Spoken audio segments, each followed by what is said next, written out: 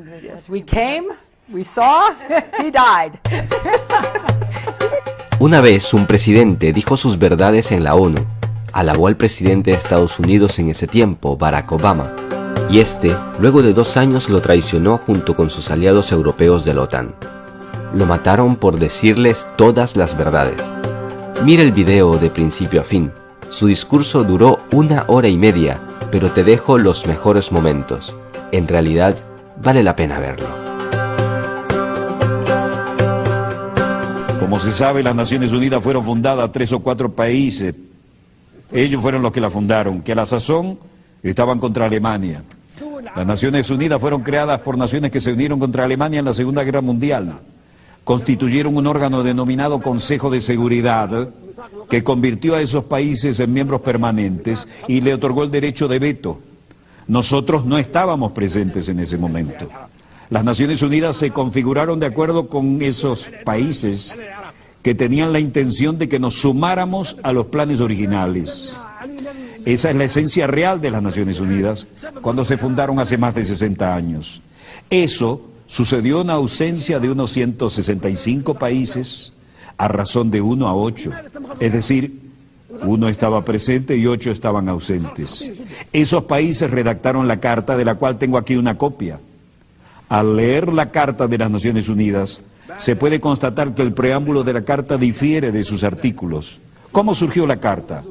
Todos los que asistieron a la Conferencia de San Francisco en 1945 participaron en la redacción del preámbulo, pero dejaron los artículos y el reglamento interno del llamado Consejo de Seguridad en manos de los expertos, los especialistas y los países interesados, países que habían establecido el Consejo de Seguridad, los que se habían unido contra Alemania. El preámbulo es muy atractivo, nadie lo objeta, pero todas las disposiciones que aparecen después lo contradicen completamente. Rechazamos esas disposiciones y nunca las respaldaremos. Se volvieron obsoletas después de la Segunda Guerra Mundial. En el preámbulo, por ejemplo, se afirma que todas las naciones, pequeñas o grandes, son iguales. ¿Somos iguales en lo que respecta a los pueblos y en los puestos permanentes del Consejo de Seguridad? No, no lo somos. En el preámbulo se afirma por escrito que todas las naciones son iguales, sean pequeñas o grandes. ¿Tenemos nosotros derecho de veto? ¿Somos iguales? No. En el preámbulo se dice que tenemos igualdad de derechos, ya sean nuestros países grandes o pequeños. Eso es lo que se declara y lo que acordamos en el preámbulo. Por tanto, el veto en el Consejo de Seguridad contradice la Carta. No aceptamos ni reconocemos el veto. En el preámbulo de esta Carta se afirma que no se deberá recurrir a la Fuerza Armada, salvo en interés común. Ese es el preámbulo que acordamos y firmamos, y nos sumamos a las Naciones Unidas porque queríamos que esta Carta reflejara eso. Se indica que solo se recurrirá a la Fuerza Armada en interés común de todas las naciones. Pero ¿qué ha sucedido desde entonces? Han estallado 65 guerras desde la creación de las Naciones Unidas y desde la creación del Consejo de Seguridad. 65 guerras desde su creación, con millones y millones de víctimas, más que en la Segunda Guerra Mundial. ¿Acaso en esas guerras, así como la agresión y la fuerza se utilizaron en esas 65 guerras, responden al interés común de todos nosotros representados aquí? No. Esas guerras se llevaron a cabo en aras de los intereses de 1, 3 o 4 países, pero nunca de todas las naciones. Hablaremos acerca de si esas guerras respondían al interés de un solo país o de todas las naciones. Esto contradice de manera flagrante la Carta de las Naciones Unidas que firmamos, y a menos que actuemos de conformidad con esta Carta de las Naciones Unidas que acordamos, lo rechazaremos y no temeremos hablar con nadie en términos que no sean diplomáticos. Ahora hablamos del futuro de las Naciones Unidas. No debe haber hipocresía ni diplomacia, porque se trata de la cuestión importante y vital del futuro del mundo, del planeta.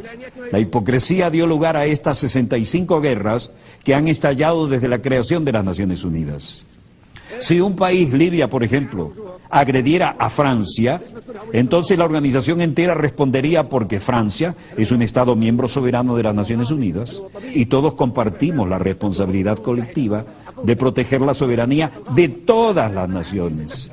Sin embargo, se han emprendido 65 guerras de agresión sin que las Naciones Unidas hayan hecho algo por impedirlas.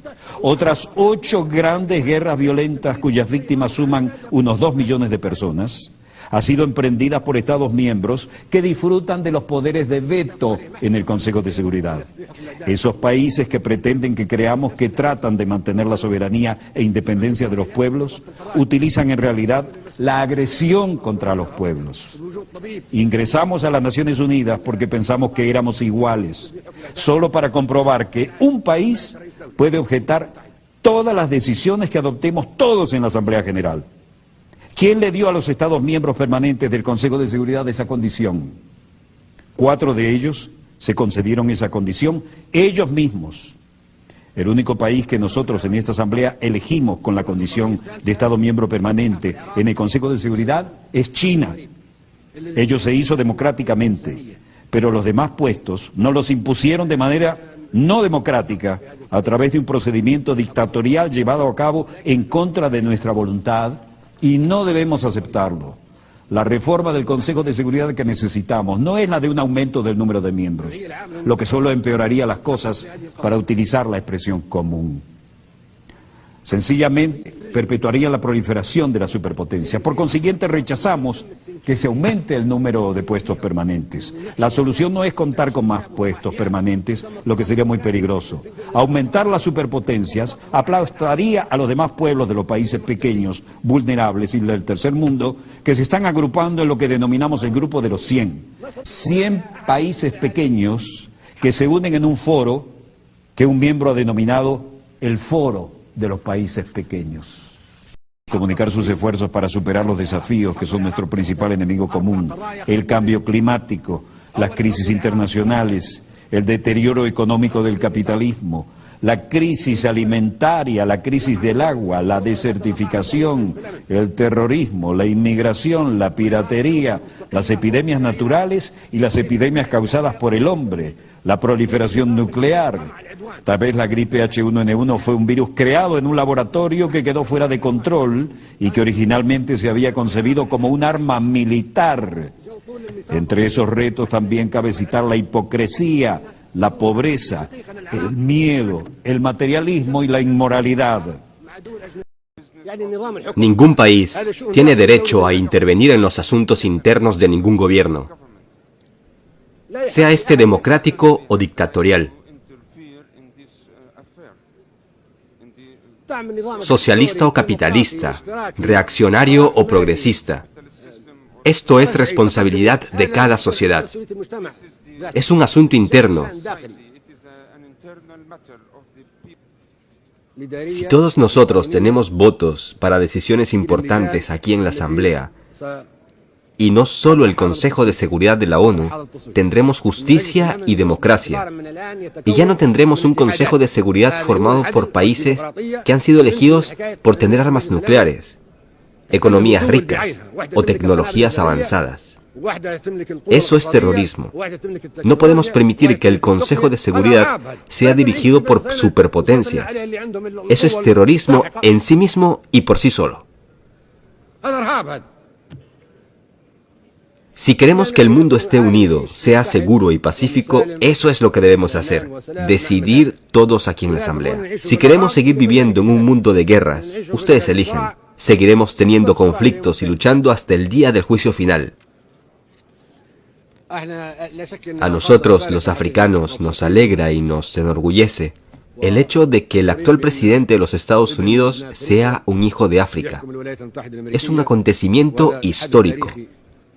En un país donde en otros tiempos los negros no podían mezclarse con los blancos en los cafés o restaurantes, ni sentarse junto a ellos en el transporte público, el pueblo estadounidense ha elegido como su presidente a un joven negro, el señor Obama, de ascendencia keniana.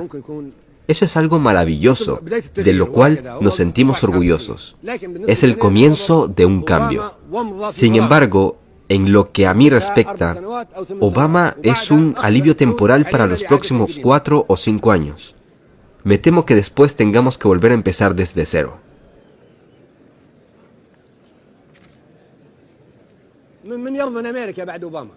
Nadie puede asegurar cómo se gobernará a los Estados Unidos después de Obama.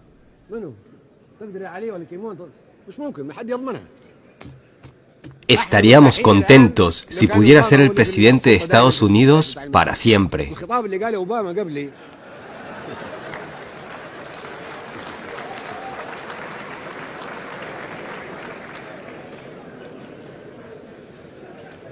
Los presidentes estadounidenses solían amenazarnos con todo tipo de armas. Nos amenazaban con lanzar operaciones como Rolling Thunder, enviada a Vietnam, o como la Tormenta del Desierto, enviada a Irak, o la Operación Mosquetero, enviada a Egipto en 1956, o las rosas envenenadas que Reagan envió a los niños libios. ¿Pueden imaginarse? Sería lógico pensar que los presidentes de un país tan grande, con un puesto permanente en el Consejo de Seguridad y con derecho a veto, nos habría protegido y nos habría enviado la paz. Pero no. ¿Qué recibimos a cambio? ¿Bombas dirigidas por láser transportadas en casas F-1? Este era su enfoque. Nosotros dirigiremos el mundo, les guste o no, y castigaremos a todo el que se oponga a nosotros. El discurso que pronunció nuestro hijo Obama hoy es completamente diferente. Hizo un llamamiento serio a favor del desarme nuclear, lo cual aplaudimos. Dijo también que los Estados Unidos por sí solos no podían resolver los problemas que enfrentamos y que el mundo entero debería unirse con ese fin. Dijo que debemos hacer más de lo que hacemos ahora, que es solamente pronunciar discursos. Estamos de acuerdo y lo celebramos. Dijo que habíamos venido a las Naciones Unidas a achacarnos unos con otros. Y lo cierto es que cuando venimos aquí, deberíamos comunicarnos mutuamente en pie de igualdad. Dijo además que la democracia no debe imponerse desde fuera, pero en realidad hasta hace poco los presidentes estadounidenses decían que se debía imponer la democracia a Irak y a otros países. Pero Obama habló con franqueza cuando dijo que la democracia no puede imponerse desde fuera.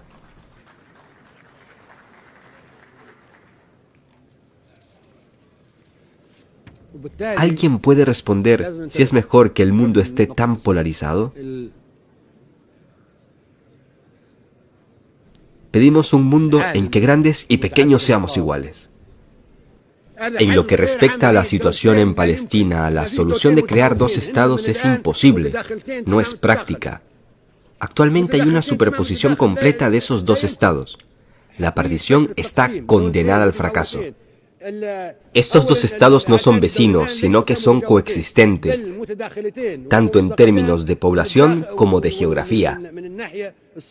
No se puede crear una zona de amortiguación entre los dos estados, porque hay 500.000 de colonos israelíes en la ribera occidental y 1 millón de palestinos árabes en el territorio conocido como Israel.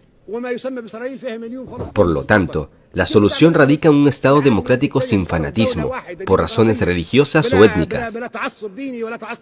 La generación de Sharon y Arafat se han acabado. Necesitamos una nueva generación en la que todos puedan vivir en paz. Observen a los jóvenes palestinos o israelíes.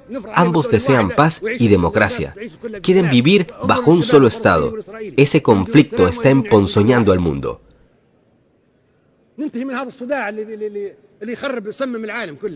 En realidad, la solución se encuentra en el libro blanco que tengo aquí. La solución está en Misratina.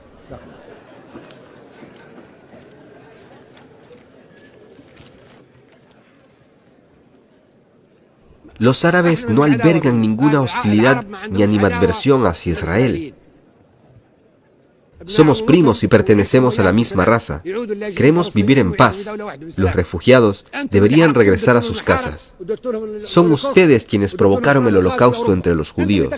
Ustedes, y no nosotros, quienes los incineraron. Nosotros les dimos refugio, les dimos amparo durante la época romana, durante el reino árabe de Andalucía, durante el gobierno de Hitler. Son ustedes quienes los envenenaron.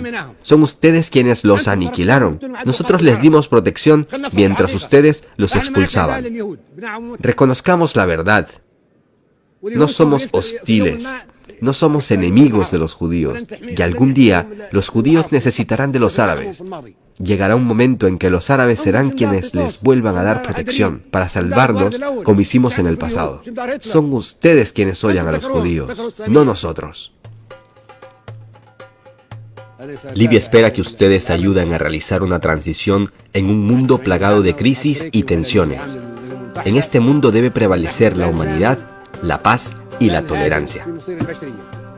Nosotros no acostumbramos a claudicar cuando se trata del destino de la humanidad, de las luchas del tercer mundo y de las 100 naciones pequeñas que deberían vivir siempre en paz.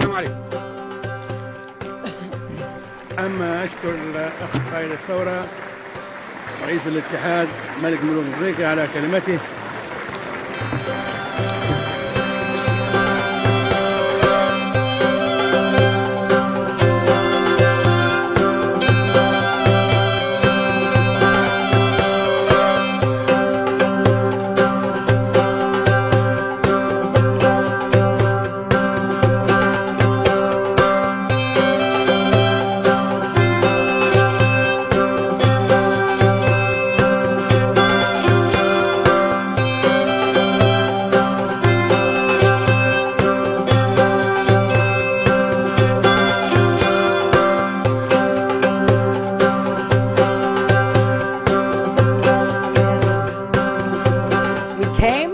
We saw, he died. Did it have anything to do with your visit? Oh, I'm sure it did.